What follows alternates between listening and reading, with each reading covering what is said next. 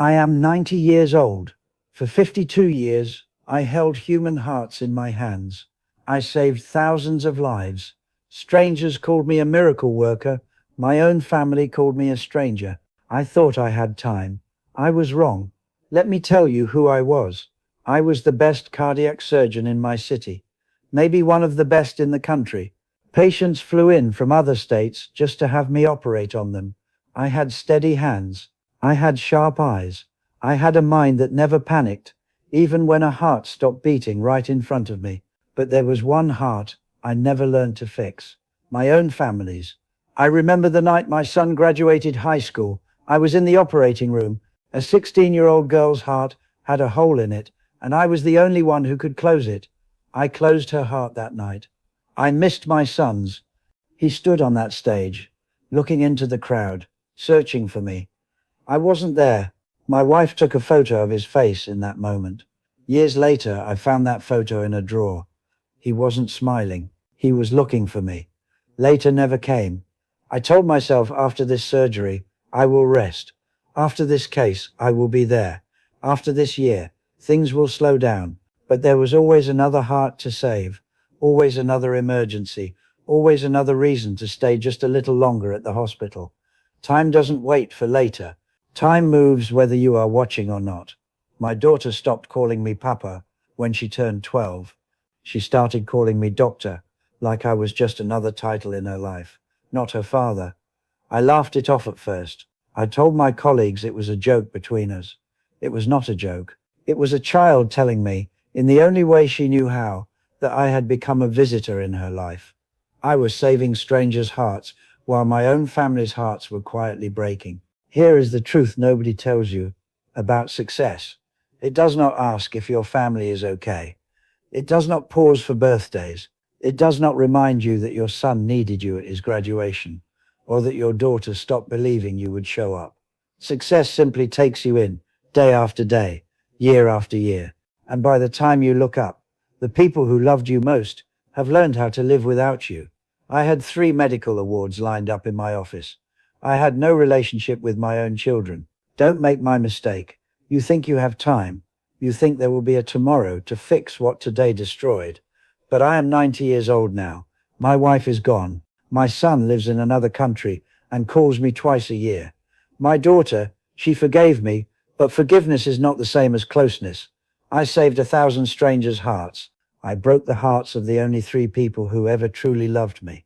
And tonight, lying in this hospital bed, the same kind of bed I once stood beside as a surgeon, I am asking myself one question: was it worth it? Let me take you back to where it all began. I was 24 years old when I walked into a hospital for the first time as a surgeon in training.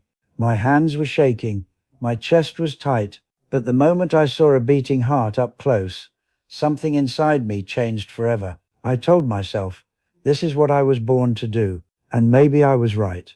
But being born for something does not mean you are allowed to forget everything else. I married young. Her name was Elena. She had the kind of patience that should have come with a medal. She knew, from our very first year together, that I belonged to the hospital before I belonged to her. She never complained. Not once. She just adjusted, quietly, the way water adjusts to the shape of whatever container it is poured into. I remember our first apartment. Small, simple, filled with the smell of her cooking and the sound of the radio playing softly in the evenings. Those were good years. I was building my name. She was building our home. I thought we were building the same life together. I was wrong. She was building it alone, and I was just visiting on weekends when I wasn't on call. When our son was born, I held him for exactly 6 minutes before my pager went off. An emergency bypass surgery, a man's life on the line. I handed my newborn son back to his mother and walked out the door. Looking back now, I think that was the moment our story began splitting into 2 paths, his life and mine, running parallel, rarely touching. I missed his first steps. I missed his first word.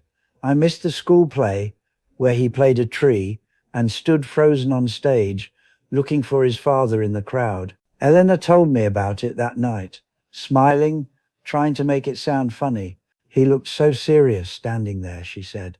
I laughed along with her, but I noticed something in her eyes, a tiredness, not from lack of sleep, from lack of me. Our daughter came 2 years later. By then, I had built a reputation. Patients waited months for an appointment with me. Hospitals invited me to speak at conferences. I was becoming someone important in every room except my own home. I thought success was something you build once, and then it takes care of itself. I was wrong about that too. Success is hungry. It always wants more of your time, more of your energy, more of the hours that belong to your children's childhoods. And I kept feeding it, year after year.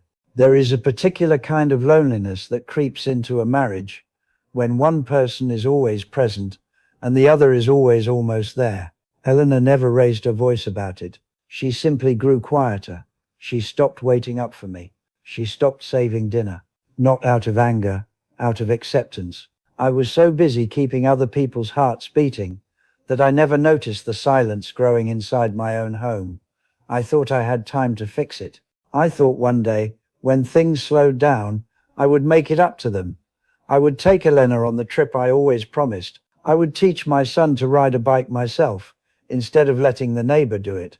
I would sit with my daughter and just listen, really listen to her day. But the surgeries never stopped coming. The hospital never stopped needing me. And the cracks in my family, the ones I told myself were small and fixable, kept growing wider in the silence I left behind. I didn't see it then. I see it so clearly now. The call came on a Tuesday. I remember because Tuesdays were always my surgery days. Back to back, no breaks. I was scrubbing in for my third operation of the morning when my assistant came running into the prep room. Her face told me before her words did. My son had been in an accident. I remember pulling off my gloves so fast I tore the skin on my knuckles. I remember running through hallways I had walked 1,000 times, but that day they felt endless. I remember thinking, this cannot be happening to me. I save lives. I don't lose them. I was wrong. He survived. Let me say that clearly. He survived. But something in me did not survive that day. I sat beside his hospital bed, the same kind of bed I had stood over 1,000 times as a doctor, and for the first time in my life, I was completely useless. I had no scalpel that could fix this, no surgery that could undo the years I had not been there. He opened his eyes that night and looked at me, not with anger, with something worse, surprise, as if seeing his father sitting beside his bed was unfamiliar to him, as if it was strange to him that I was there at all. That look broke something inside me that no surgery had ever broken. I sat there for hours, holding his hand, and for the first time, I asked myself a question I had avoided my whole career. What good is a man who can fix 1,000 strangers' hearts, but never learn to be present for his own son? I thought I had time.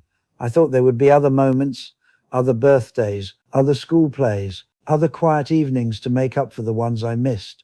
I was wrong. Later never came the way I imagined it would. It came wrapped in fear, in a hospital bed, in the silence of almost losing the very people I told myself I was working hard for. Eleanor did not say, "I told you so." She did not need to. She simply stood in the doorway of that hospital room, watching me hold our son's hand for the first time in years. And I saw tears in her eyes that were not only about him, they were about me. About the years I had been absent without ever leaving the house. That night changed something in me. I started asking myself harder questions. Why did I believe success had to come at this price? Why did I think being needed by strangers mattered more than being present for my own children? Why did I confuse being busy with being important? I had spent my whole life believing that saving lives in the operating room was the highest purpose a man could have. I never once stopped to ask if I was failing at the most important operation of all, keeping my own family's heart beating. My son recovered. Physically, he healed within months. But something between us had already been broken long before that accident. The accident only made me see it. He did not blame me out loud. He never has. But I saw it in the way he flinched, just slightly, every time I tried to get closer after that. I had spent 30 years building walls without realizing it. One missed dinner, one missed milestone, one "I'll make it up to you later" at a time. And now here I was, trying to tear those walls down in a single hospital visit, as if presence could be rushed the way I once rushed through emergency surgeries. It cannot. I learnt that night that some wounds don't show up on x-rays. Some damage doesn't bleed. It just sits quietly in a person's heart, year after year, until one day you look at your own child and realize you are looking at a stranger you happened to raise. For most of my life, I believed a lie. I believed that providing for my family was the same as being there for my family. I was wrong. These are two completely different things, and no one ever told me the difference until it was almost too late. I thought money could replace presence. It cannot. I thought achievements could replace memories. They cannot. I thought my children would understand, when they grew up, why I was never there. They did not need to understand it. They needed me there. That is all. Just there. This is the truth about success that no one puts on the award plaques. Success without presence is just a beautifully decorated kind of absence. You can stand in front of a room full of people applauding you and still be the most absent person in your own child's life. I lived that contradiction for 50 years and did not see it until I was sitting beside a hospital bed, holding my son's hand, wondering if I even knew this grown man in front of me. I want you to hear this clearly. Your job will replace you the day you retire. Your title will be given to someone else. Your office, your achievements, your awards, they will all eventually belong to history.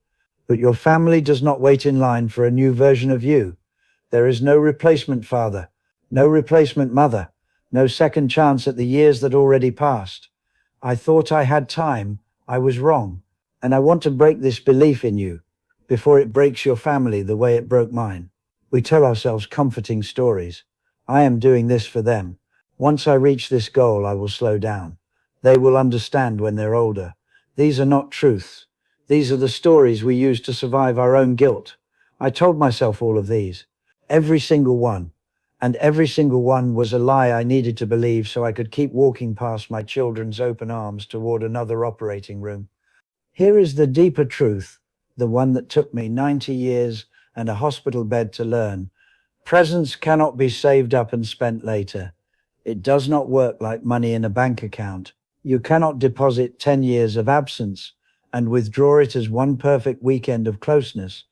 The moments missed are simply missed, forever. I was a man who mastered the human heart with my hands, yet never learned the simplest truth about it, that a heart does not need to be repaired only by surgery. Sometimes a heart breaks slowly, quietly, every time someone it loves chooses something else over it, again and again for years.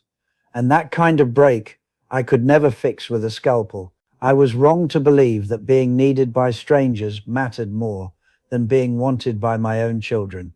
I was wrong to believe success was measured in titles and ceremonies. I was wrong to believe later would always come.